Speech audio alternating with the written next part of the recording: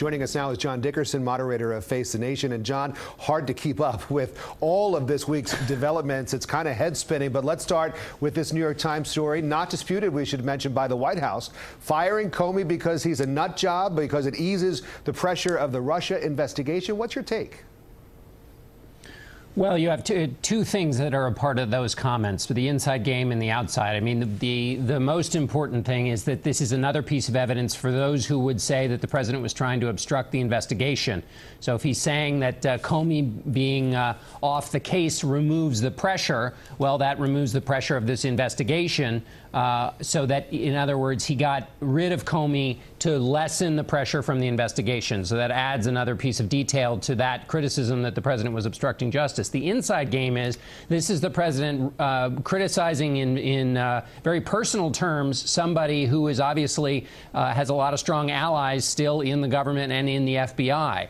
And so here you have somebody that has allies who do not have the president's interest at heart. And just in terms of seeing future leaks and future stories that may not be flattering to the president, those comments about Director Comey might inspire more of those kinds of leaks. We heard from the president yesterday, both on Twitter and in that news conference with the Colombian president, that he considers all of this to be a witch hunt. And yet, as my colleague Elliot just reported, the Washington Post is saying that a current White House official is now being investigated as a person of interest because of ties to Russia. Doesn't sound like a witch hunt, does it?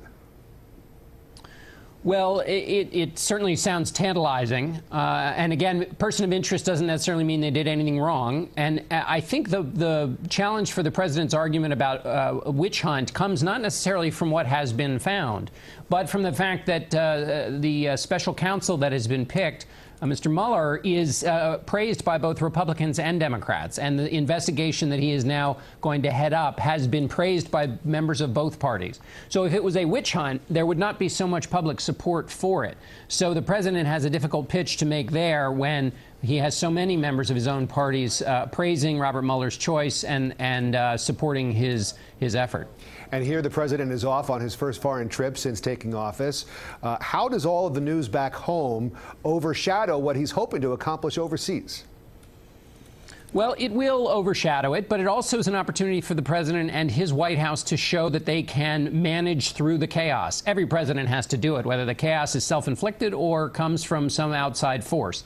And if the White House can pull off a trip in which the president performs the compulsory acts of the presidency on the foreign stage, which are to basically represent the country, but also to carry out the strategy they've been working on at the White House here for many months, which is to try to put together a Muslim set of Muslim nations who are speaking out against extremism, and also then to move on to the NATO meeting and the G7 meeting. Yep. And basically just carry out the plans they've been working on. That will be helpful in trying to create some other storyline than the one happening back in the United States. John, thank you so much. Great to get your insight as always. And you can watch John Dickerson on Face the Nation Sunday mornings right here on CBS 4. His guests this week include Florida Senator Marco Rubio and California Senator Dianne Feinstein. That's Sunday morning, 10:30 right here on CBS 4.